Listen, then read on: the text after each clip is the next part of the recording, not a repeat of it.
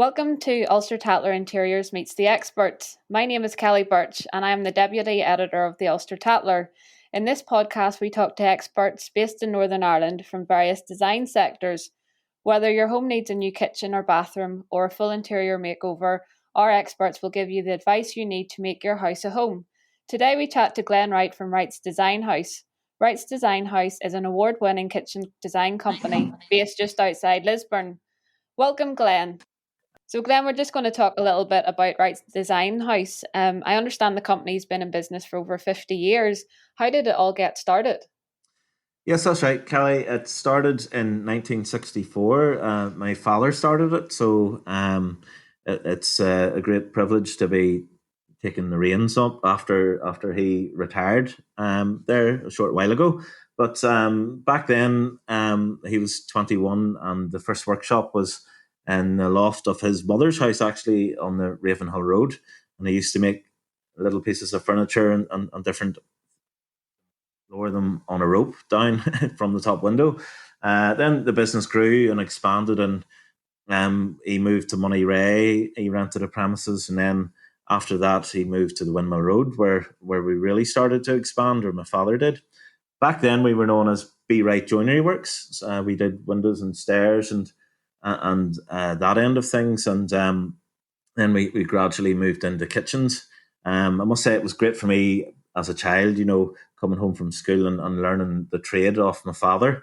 It was great to, because I would know about windows and stairs from my childhood and things, which gives you good knowledge, and even making kitchen furniture that nowadays, so no, that it did start back then, and it, 50 years on, it got to. I thought that we needed to maybe rebrand, and what better time to do that on the 50th anniversary. Coach my dad, and had to have a very tactful conversation that I wasn't offending him, and changing the name to House from B Right, but he loved the concept, and we haven't looked back ever since. It's we're attracting clients from all over Europe and London and Ireland, so the business has really grown. So, obviously, you've been involved in the company for a very long time. What would you say is your current role at the moment with Wright's Design House? Yes, you're absolutely right. Whenever I was five, I was out doing wee bits and pieces with dad. That I fitted my first kitchen when I was 15, and my father got me my first business contract when I was 11, making oilstone boxes for a company called Scobie and Junior. But nowadays, my role is I heavily involved in the designing. I've got three designers that work alongside me. I'm heavily involved in the workshop still, just in the production of the furniture that we're designing, and but also day to day running of the business and scheduling things. So I've got quite a lot of roles in the business, and I wouldn't have it any other way. I'm still not afraid to get my sleeves rolled up whenever I need to and get down into the factory and get back to my roots. And so this is probably quite a difficult question when when you are involved in so many areas. But what would be the best part of your job? Well, the best part of my job hasn't really changed. It's talking to the client, listening to the client's needs, and whenever you can look at raw material and turn that into an end product for somebody's dream kitchen or dream bedroom or furniture, there's the buzz that I get out of that is unreal.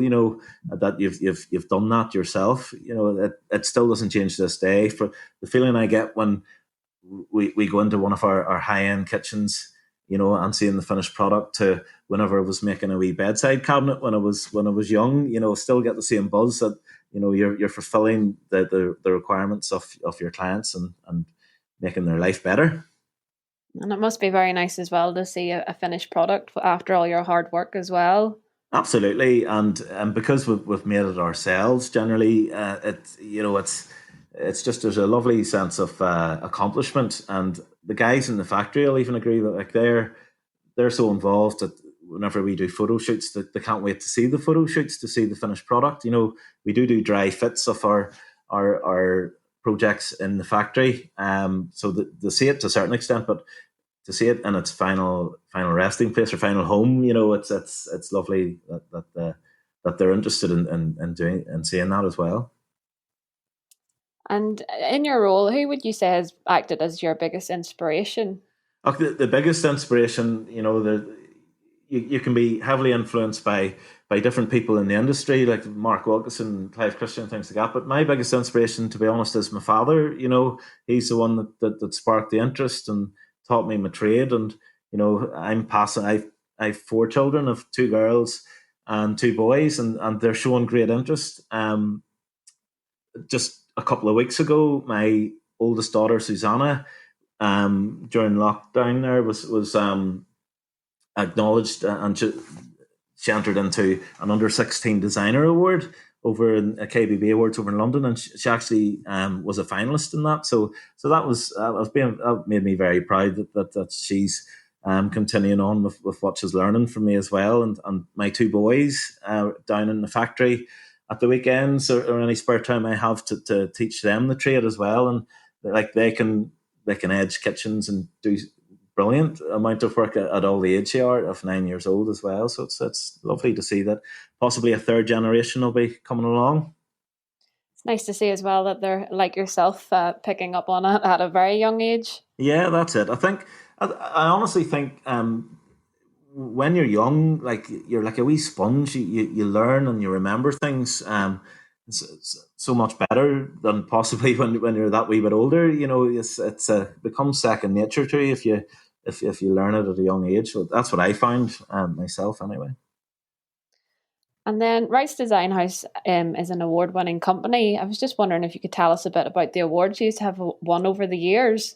Yeah, we've been very privileged to be acknowledged as Retailer of the Year at the last Irish Kitchen Awards.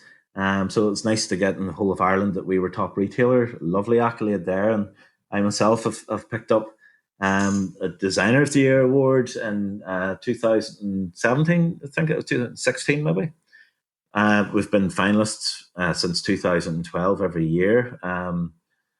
Over in the KBB Awards, I mentioned that my daughter was finalist in there. I myself have been a finalist for 2 years in a row there, so it's in the top 3. So, and then Designer Kitchen Awards is another one in London.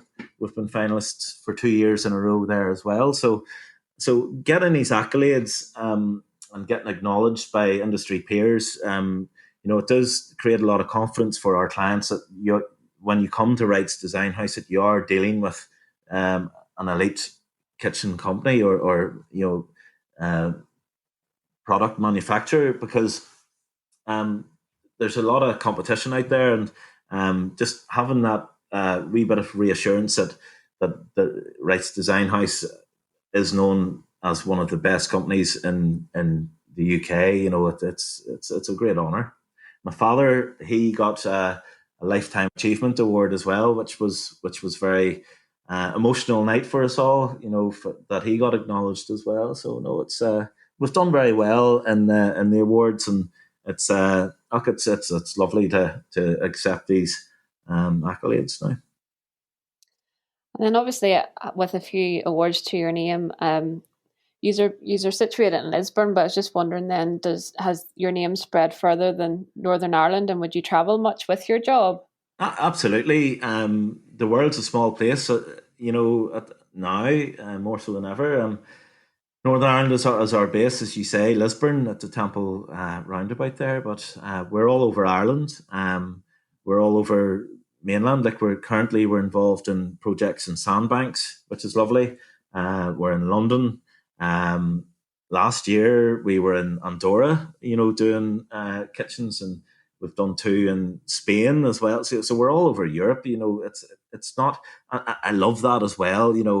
It just gives another wee challenge of getting all the logistics right, and everything set up that you can go to different countries and spread the brand and let people know about it.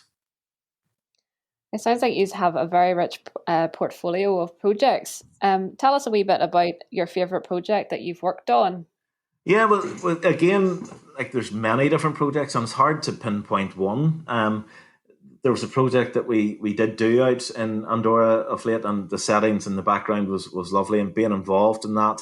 Um, although I had a few sleepless nights, as you can imagine, making sure that the products got out there, not damaged and on time, and just trying to get everything to coordinate together with tradesmen out there with language barriers and things. So it was fun, but the end product looked really good. But of late, I've started another business. It's called Now Space.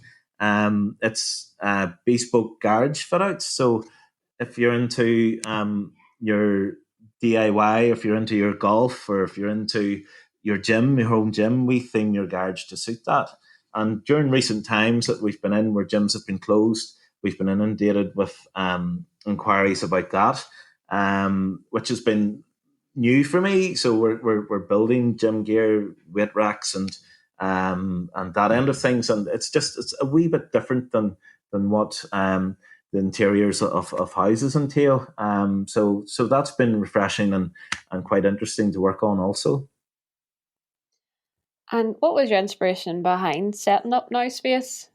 So the inspiration for that was I am 42 now, and in my late 30s, well, my mid 30s, I'd stopped playing rugby. I was into rugby, and I was always very active and a sporty person. So once that stopped and work sort of took over a wee bit, or my body wasn't letting me play rugby, would be a better way to put it.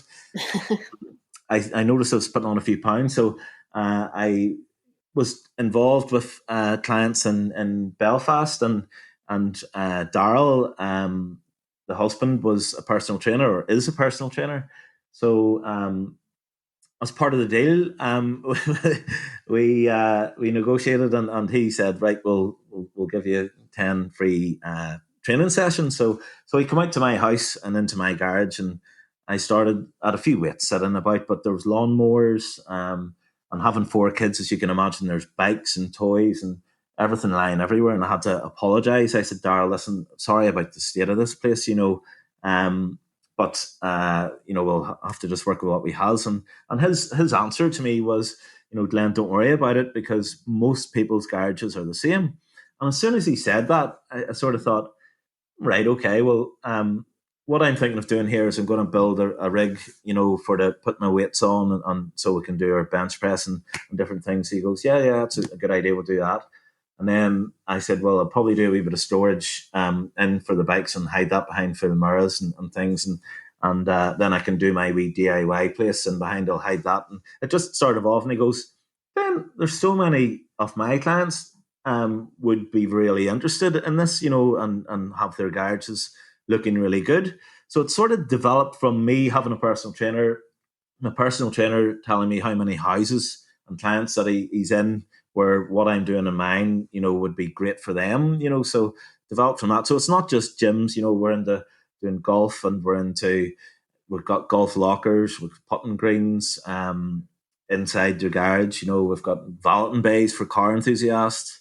So your all your products are put in the back of doors. It's just really, really cool. There's a cool wee website there. No, it's that's where the inspiration came from. So it's very much a collaboration between you and your personal trainer. Would Yes, you find who's like now a partner in the business. It's myself and Darrell started this standalone business, and it is the only one in Ireland which offers what we do. In the fit outs for garages there. wonderful? And would you find that collaboration something that you would do a lot in your job with Wright's Design House as well? Absolutely. We're very honoured to be working with all the big names in interior design. So and it's lovely that they have confidence in Wright's Design House brand to bring them to the showroom, talk through briefs, and have a cup of coffee and chats about whatever projects are required. So we're all very used to working with designers, because it's lovely seeing different people's approaches to design as well. And again, that goes back to what we really enjoy, is seeing end products, of what we're manufacturing. And then for often when we think of white kitchens, you think of just doing your kitchen up. But if somebody's looking to get a new kitchen as part of an extension or in a new build, at what stage would you recommend clients need to start talking to their kitchen designer? Would it be sort of before architects or after architects? Well, a wee bit of both, actually. It does no harm to have a wee sit down, a rough sketch of what the kitchen requirements are, because and what the brief is off the client, what the wish list is, and different appliances and what their lifestyles like, because that can very much influence the architect of where windows are going and the different areas of the space where it's required for kitchen, living, and dining. So beginning, before, during, you can never be too early. Yeah, so very much it's quite a long dialogue sort of through the whole process. Yeah. Yep. No, but and at Wright, again, as far as collaboration with architects, we're honoured to be involved with a few big names, and it's it's an honour, to be involved in some of these projects that we are involved in at the moment. So kitchens are very much the heart of the home. And in your opinion, what makes a good kitchen? Well, function. Function would be the main thing for me, because if you get the function right, the aesthetics and all will fall into place after. And again, that is achieved by listening to your client's needs. Some people will prefer to cook on a range cooker and have a lovely big overmantel around it. Other people will want the eye level ovens and the induction hobs and different things. So then you need all your consumables in one area of the kitchen. You want your larder placed very close to your fridge, so you're not running round every corner of the kitchen trying to get ingredients to make your dinner. Again, round your sink, you want your dishwasher, your integrated bin. It's all about function there. And then, as I said, the aesthetics and the look of the kitchen will fall into place after that. So for a client who's looking to get a new kitchen, what would be your top 3 tips that they should consider? Well, top 3 tips, if you're getting a new kitchen, is do a wee bit of research before you would come to a studio, if you can. Have a few images of different materials or different kitchens that you like the look of, because from a designer's point of view, that's really, really helpful, because we know what route to take then, so because we have clients coming in and they would say, I want a very contemporary design, and their contemporary and our contemporary is maybe two polar opposites, so if we see pictures, we can sort of go down the right route then. Second thing would be to again going on the appliances, because they're the main thing in a kitchen. There is try and make a decision on whether you would like eye level appliances or would you like to cook on a range. There's pros and cons to both. There's no right or wrong answer. It's just it's what suits the client best, because then we know where they have to be positioned in the space that's required. And the third thing is know your budget, because whenever we're asking clients for a budget, it's for no other reason than to gauge what product to use. So because like I could get you a range at £500 or £600, and I could get you a range at £28,000. So it's there's a big difference there. So knowing what you want to spend is always very useful to the designer, and share that with the designer, because the only reason why you're being asked that is to know, so he knows or we know what product to choose.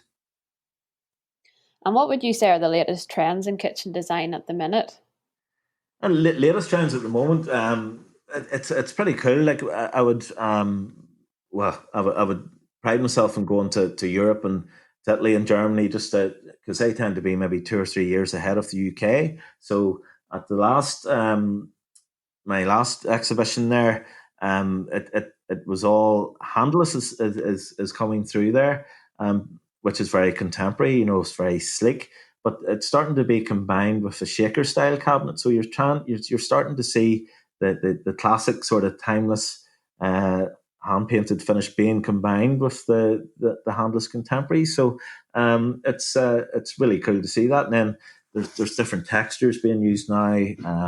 Ceramics and quartz, like doors are being made out of quartz, and I'm involved in a project there at the moment in Dublin on a 300-year-old listed building where the top half of the island is totally made from marble, doors and all, and the bottom half is painted shaker in frame cabinet. So it's a lovely combination of both, and I haven't seen this done before anywhere, so I'm very excited about that as well.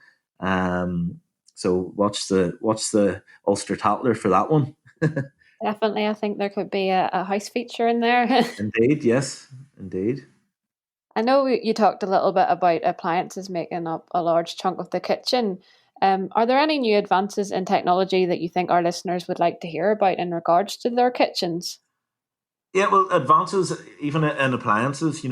Today it's all smart world, and everything is you know you just have to speak to tell appliances what to do. Um, I don't want to say what that is because something will be activated in my house here, and you'll hear it in the background. So, but yes, you can just tell your oven to preheat to whatever temperature you want it to do, and you can tell your coffee machine to make me a coffee. It's really really cool, and there's different apps and fridges that if you're in the supermarket and you're not sure that if you've got milk or not, that there's a camera inside the fridge, so you can access that on your phone to see if you need anything. It's wonderful, scary. And I think it's really really good. And then on recycling, it's a big thing in the world we live in now too. It's the systems and products that are available for that. It's really good. And then you've got water taps there the boiling hot water taps nearly a norm, but now we can go into cool sparkling water with your on the same tap and chilled filtered water. All out of one tap. It's really cool. It really is. it's definitely a world of new possibilities anyway. Well, it's a long step from my father drawing a few lines on the back of a piece of paper, and that was about the height of how your 3D presentation happened back then. So you weren't sure what you were getting, but nowadays we have virtual reality walkthroughs in our showroom where you actually put on a headset and you can walk around your kitchen, which is really really cool. So there's no assumption. You know exactly what you're getting. I can actually have the client's family photo in a bookcase. It's really cool the amount of detail that we go into. And then after that initial sort of planning stage and the 3D walkthrough, how long on average would it take for a kitchen to be put into place from start to finish? Well, it totally depends on the client. From ordering like today, we're at the in June, so like it depends what product as well because we pride ourselves in working in all sectors of the market. But if you're going for a higher end in frame, you're looking 3 months down the line with ourselves. But if you're going for something that's just not as high level, like our work schedule, like we've somebody employed to work the schedule basically because it keeps changing. Some houses are meant to be ready, some houses aren't, but ready when they're meant to be. So you have to keep adapting to that. But a general rule would be for a mid-level product there, you're probably in and around 10 weeks. And when you're thinking of putting in a kitchen, is there any pitfalls that our listeners should watch out for? Pitfalls that listeners should look out for when they're ordering a kitchen. Yeah, ordering a kitchen or not leaving themselves enough time, I suppose, Yeah, to get a well, kitchen. you've hit the nail on the head there. Is give yourself plenty of time to absorb the information that your designer is going to give you, and investigate all the possibilities in the design. Because in different spaces, there's there's many ways to have good designs, and it's just to pick the correct one for yourself.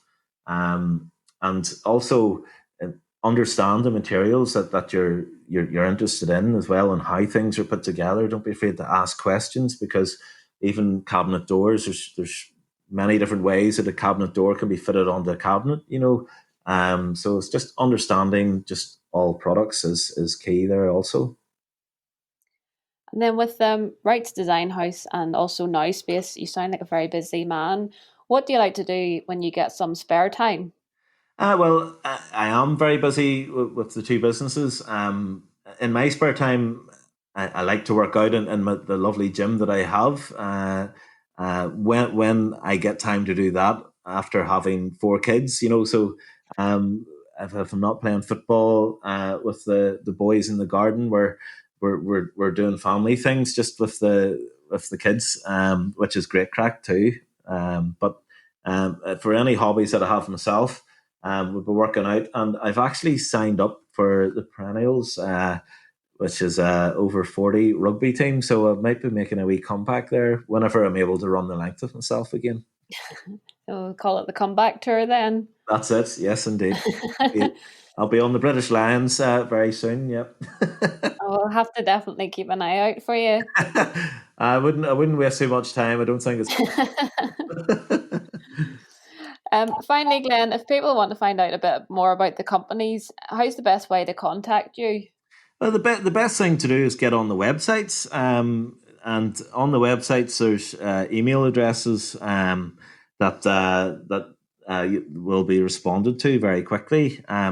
Wright's Design House website is wrightsdesignhouse.com, and the NowSpace website is NowSpace. It's NEU space NI, so it's nowspaceni.com. So, but there's a link from Wright's Design House to the other wee business as well. So that's the best way to get in touch with us.